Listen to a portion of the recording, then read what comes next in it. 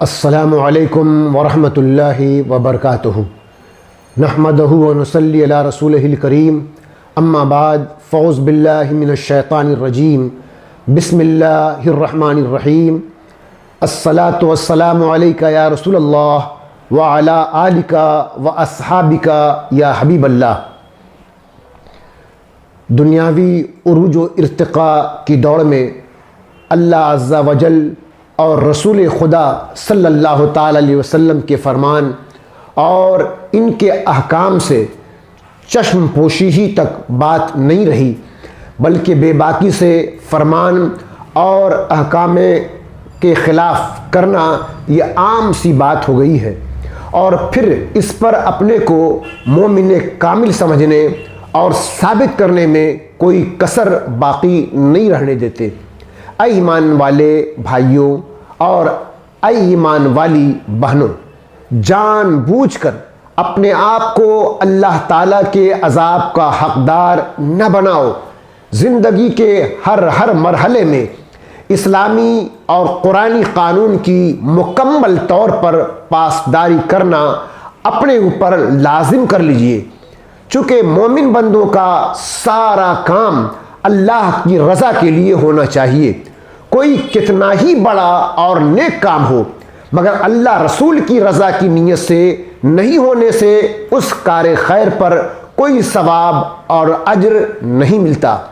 21واں پارہ سورہ روم کی آیت نمبر 39 میں اللہ سبحانہ و تعالی کا واضح ارشاد موجود ہے، وَمَا آتَيْتُم مِّن رِّبًّا لِيَرْبُوا فِي أَمْوَالِ النَّاسِ فَلَا يَرْبُوا عِندَ اللَّهِ وَمَا آتِيتُم مِّن زَكَاةٍ تُرِيدُونَ وَجْهَ اللَّهِ فَأُولَٰئِكَ هُمُ الْمُضْعِفُونَ۔ اور تم جو چیز زیادہ لینے کو دو کہ دینے والے کے مال بڑھے تو اللہ کے یہاں نہ بڑھیں گے، اور جو مال تم خیرات دو اللہ کی رضا چاہتے ہوئے تو انہی کے دونے ہیں۔ وما آتیتم، اور جو مال تم لوگوں کو دو۔ ایک قول یہ ہے کہ اس آیت میں وہی مراد ہے جیسے سورہ بقرہ کی آیت نمبر 279 میں حرام فرمایا گیا ہے، یعنی تم قرض دے کر جو سود لیتے ہو وہ اپنے مالوں میں اضافہ کرتے ہو تو وہ اللہ کے نزدیک اضافہ نہیں ہے۔ اور ایک قول یہ ہے کہ یہاں وہ تحفے مراد ہیں جو اس نیت سے دیے جاتے تھے کہ جسے تحفہ دیا وہ اس سے زیادہ دے گا۔ چنانچہ مفسرین فرماتے ہیں کہ لوگوں کا دستور تھا کہ وہ دوست و احباب اور شناسائی رکھنے والوں کو اور کسی شخص کو اس نیت سے ہدیہ دیتے تھے کہ وہ انہیں اس سے زیادہ دے گا۔ یہ جائز تو ہے لیکن اس پر ثواب نہ ملے گا اور اس میں برکت نہ ہوگی، کیونکہ یہ عمل خالصتاً اللہ تعالیٰ کے لیے نہیں ہوا۔ خاص کر نیوتا،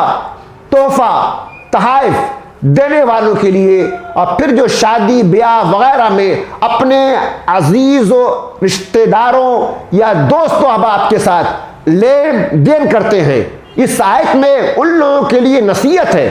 کہ اس طرح کے تحائف دینے میں ان کا مقصد اللہ تعالیٰ کی رضا حاصل کرنا نہیں ہوتا، بلکہ یا تو اس لیے دیتے ہیں کہ لوگ زیادہ دینے پر ان کی خوب تعریف کریں،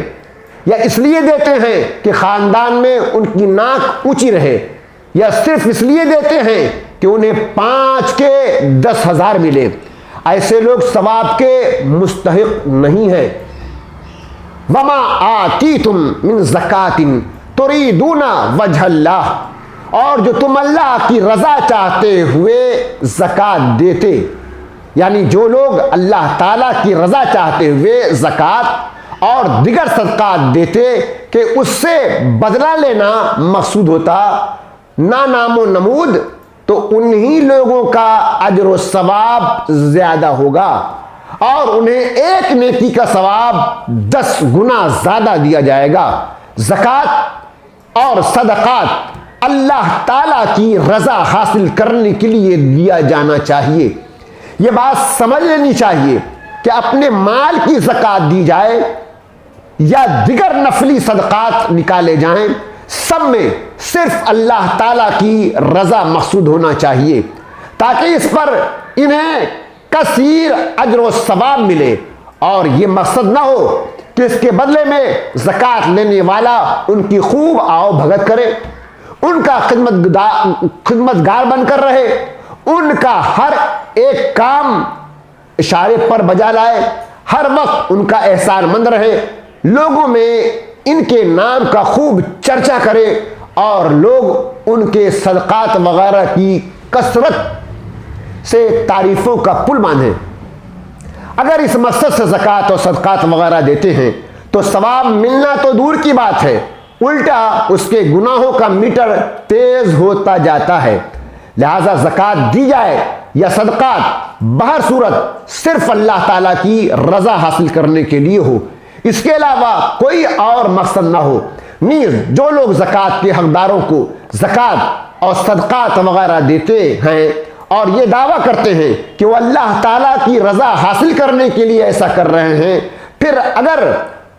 انہیں ان لوگوں سے کوئی ذاتی کام پڑ جائے اور کسی وجہ سے نہ کر پائیں یا کرنے سے انکار کریں، تو یہ انہیں حقدار ہونے کے باوجود زکوٰۃ اور صدقات وغیرہ دینا بند کر دیتے ہیں،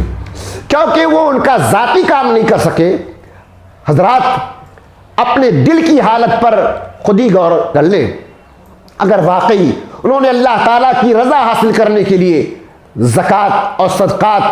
دیے تھے تو ذاتی کام نہ ہونے کی وجہ سے انہیں زکوٰۃ اور صدقات دینا بند کیوں کر رہے ہیں؟ ریاکاری بڑا نازک معاملہ ہے، بہت سے لوگ بے توجہی میں بھی اس کا شکار ہوتے ہیں، لہذا ہر شخص کو اپنے حال پر غور کرتے رہنا چاہیے۔ میرا تو یہ خیال ہے اور میرا یہ ذاتی مشورہ ہے کہ ہر مرد مومن کو، ہر مسلمان کو یہ چاہیے کہ اس کی زندگی کا ہر لمحہ، اس کی زندگی کا ہر شعبہ اللہ تعالیٰ کی رضا کے لیے ہونا چاہیے۔ جینا، مرنا، سونا، اٹھنا، بیٹھنا، بچوں کی پرورش، تجارت وغیرہ سب میں اللہ کی رضا شامل ہونی چاہیے، اور اللہ کی رضا اسی وقت شامل ہو سکتی ہے جب اللہ اور اللہ کے رسول کے فرمان پر اور اس کے احکام پر آپ مکمل طریقے سے عمل پیرا ہو۔ اللہ تبارک و تعالی ہم سبوں کو نیک اعمال کی توفیق عطا فرمائے اور اللہ اور اللہ کے رسول کے فرمان کے مطابق زندگی گزارنے کی توفیق عطا فرمائے۔ وآخر دعوانا الحمدللہ رب العالمین۔